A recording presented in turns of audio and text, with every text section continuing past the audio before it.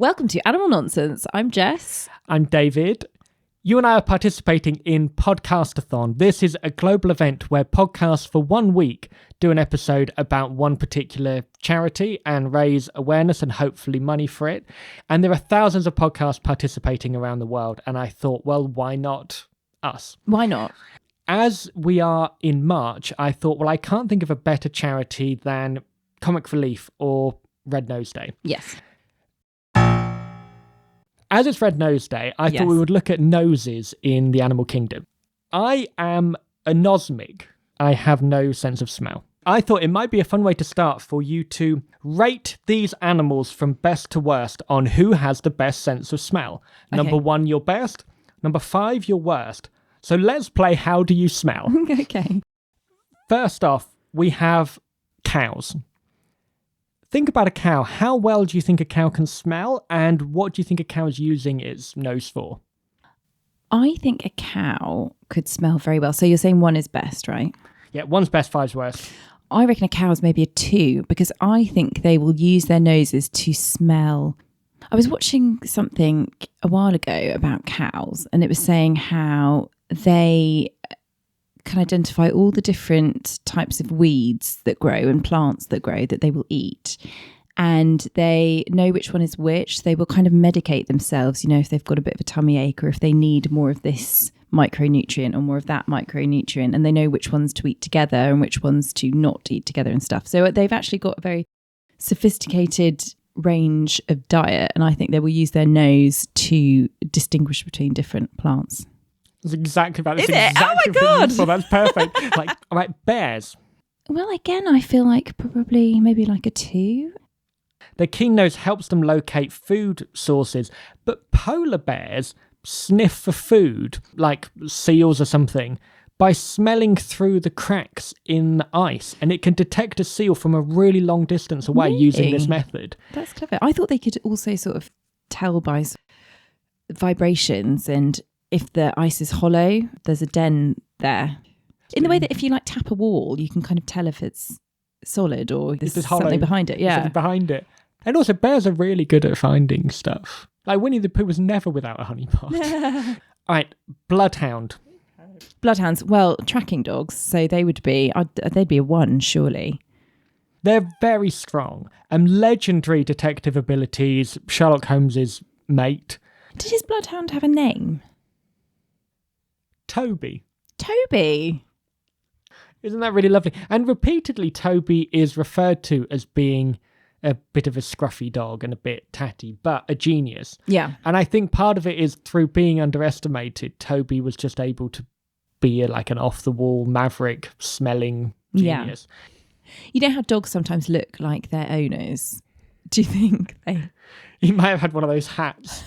Well, maybe the flaps of the hat look a bit like his ears, and the scruffiness is kind of replicated in Sherlock Holmes. I remember once that we were talking about dogs we might have if we were going to have dogs that would resemble us, and you told me that Hairy McClary would be really good for me. Yes. All right, sharks. Isn't there some kind of statistic that a great white shark can smell a drop of blood 2 miles away or something like that? That's right. Great white sharks are the best smelling of all of the sharks. And that really helps in their role as an apex predator because they can locate prey and control the population. Yeah. And that benefits the underwater ecosystem. No, I remember when I was 18 snorkeling on the Great Barrier Reef and I scraped my leg on some coral and bled slightly, and then just thinking, oh my God, I'm going to die. I'm going to get swarmed by sharks. Nothing happened, obviously. I remember the guy that did our snorkeling tour saying, oh, I've only seen a tiger shark here once. It was massive, but only once. Off you go. All right, dolphins. Probably not as keen a sense of smell as a shark. Oh, because I guess also they've got echolocation, haven't they? So they would use that to find their food and to detect danger rather than needing the nose. It's harder to know with underwater animals how accurate their odour detective gifts are. It's much easier to assess land mammals for odours than it is underwater animals. So even though studies have been done on it. All we can really say is, as far as we reasonably know, dolphins don't appear to have a sense of smell that is a dominant motivating force for them to do something. Yeah. But they might smell something, but it's not strong enough to alter their behaviour, if that makes sense. Yeah. And it's really difficult for us to know. I'm going to name some animals, and I want you to describe to me how they smell to you. Okay. A pig.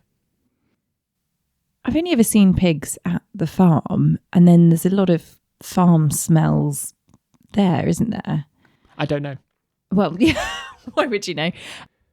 I wouldn't think they're particularly smelly. I think they have this reputation because they're often covered in mud that they must be dirty, but it's mud as opposed to manure. And does mud smell? It does, but it doesn't smell massively potent. It's not like a bad smell. They use the mud as almost like a natural sunscreen because they're not particularly furry, are they, pigs? And they've got delicate skin that can burn, so they wallow in mud to and I think rhinos as well do the same to protect their skin. It's not a bad smell. Right, okay. A gerbil or a hamster? I had hamsters when I was a kid, and I remember kissing them and smelling kind of sawdusty. Again, not unpleasant. Right, okay. A dog? My dog is not a particularly smelly dog. I think sometimes a dog can be a bit stinky, but Molly's weirdly not particularly smelly. I love it when she's been to the sea and she's had a beach walk, because she comes home and she has that smell of ocean still in her fur, which is really nice. She smells divine when I pick her up from the groomers. I don't know what they use on her, but it's just like I can't help but like smush my face into her. And I remember once, and you said I was looking after your dog, and you said like if you walk her and she rolls in something, there is like dog shampoo. Yeah. And so like third walk, she rolls in something. And so she was really good. She goes straight into the She knows, yeah. shower. She trots it really sheepishly, yeah. And that is the unpleasant smell of dogs, is when they roll in. It's usually fox poo. Dead things as well, they like to roll in. If there's like a dead rat or something. And she will look back at me and she will try and assess if she's got time to roll before I can run to her. And if it's a yes, she just like ducks one shoulder and goes for it and has like a massive wiggle. And I'm like, Molly! Like a bomb about to go off. A horse. Dusty. When you brush a horse, they trap a lot of dust in their coat. Because the horse's coat always strikes me as being quite, except for the mane, it always strikes me as being quite, but it's like an old mat. Yeah, kind of. All right, and last one, a trout. Or any Being fish. a vegetarian, I don't really. The smell of a fish being cooked is very, very potent. You wouldn't miss it. It lingers for a long time. My nose is no good. Yes. And I might learn from the animal kingdom how to smell in more unorthodox manners. So I might learn a new method from the Oregon shore crab. The Oregon shore crab almost has a toothbrush for a nose. It sounds really gross. They've got like these nose hair brush things on their antenna. But they swim in a really relaxed manner. Almost like they're doing breaststroke. Oh, okay. And so as they swim, they detect odor molecules that are around. Right, a fly. So a fly is almost double-ended, and they are able to smell and taste at both ends of their body. Labellum, which is like the equivalent of like lips, the mouth if you like, and their tarsi, which is their equivalent of feet. And it means that when one lands on your sandwich, is not taking a rest, is actively eating and smelling your lunch. Oh, okay. And oddly, right, there's one other animal that eats in almost exactly the same manner, and I'm wondering if you might be able to guess what it is.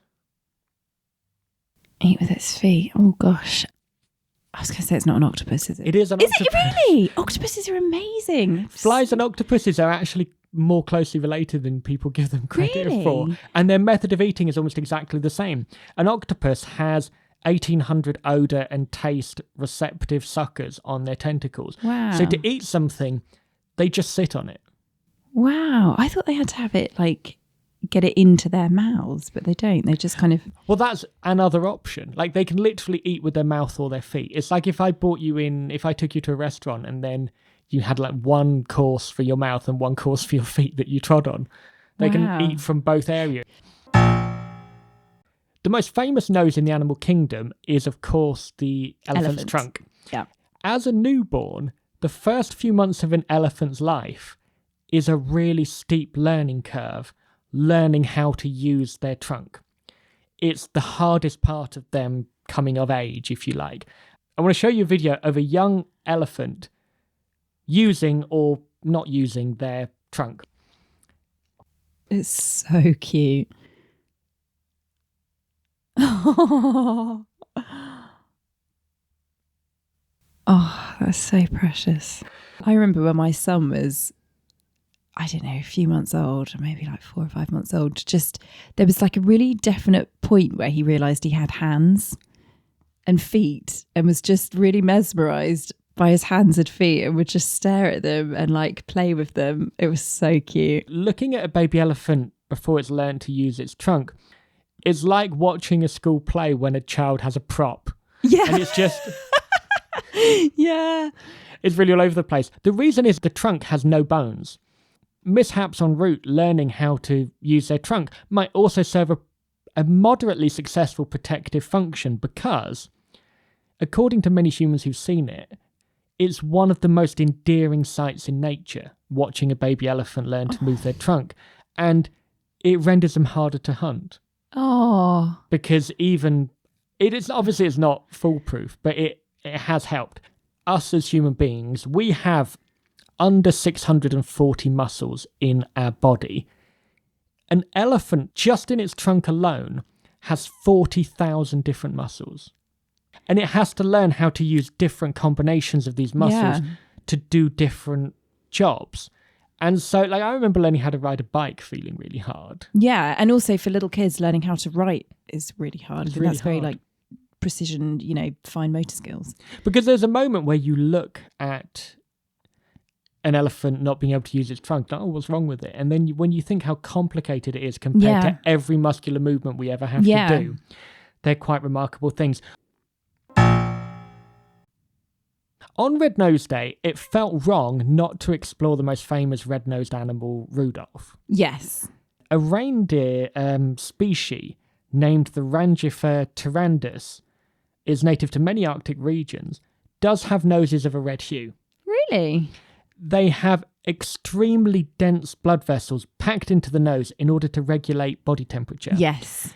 One of these reindeers, or herd of reindeers, has been put on a treadmill to be tested. Sure, okay. And they're really well insulated, and even in cold weather, overheating can be a real problem for some reindeers. Okay.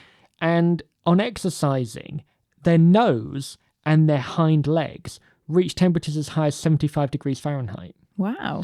Which is really hot for a reindeer. Yeah. And they bring large amounts of blood to the surface places like the nose and the back of the hind legs, where it will reach the cold air more quickly. Yes. And their body temperature goes down, ensuring their survival. And so I have an infrared image of a reindeer's nose after exercise to show you.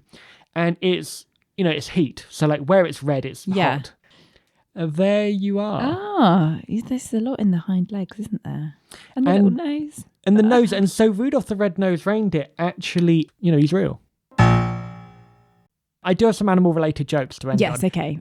Real evidence has emerged that cats are smarter than dogs because 8 cats would not pull a sled through snow. Why do cows have hooves and not feet? They lack toes. Why is a bee's hair always sticky? It uses a honeycomb. Oh. If you would like to give money to Red Nose Day, go to donation.comicrelief.com. And if you want to follow us on our socials, you can find us at Animal Nonsense Pod. We have an email address, animalnonsencepodcast@gmail.com. And do reach out if you're in the mood to. Oh, I've got another joke. So, why don't you play sport with a pig? He will hog the ball. And why are fish always weighing themselves? because they have lots of scales. Okay, we're going to finish off with our weekly good news roundup. Swift bricks, which are bricks with kind of like a cavity, a little hole in a cavity, so that swifts, which type of bird, can nest in them. Swift bricks must now be installed in all new buildings in Scotland. Guatemala blocks oil extraction to protect jaguars and scarlet macaws. France has officially banned the use of wild animals in circuses. Hungary, which is where my dog is from, has installed special thermal shelters to protect stray dogs from extreme winter cold.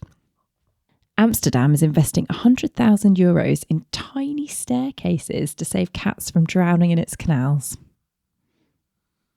That's amazing. Thank you so much. And you have been listening to Animal Nonsense, and we will be recording more.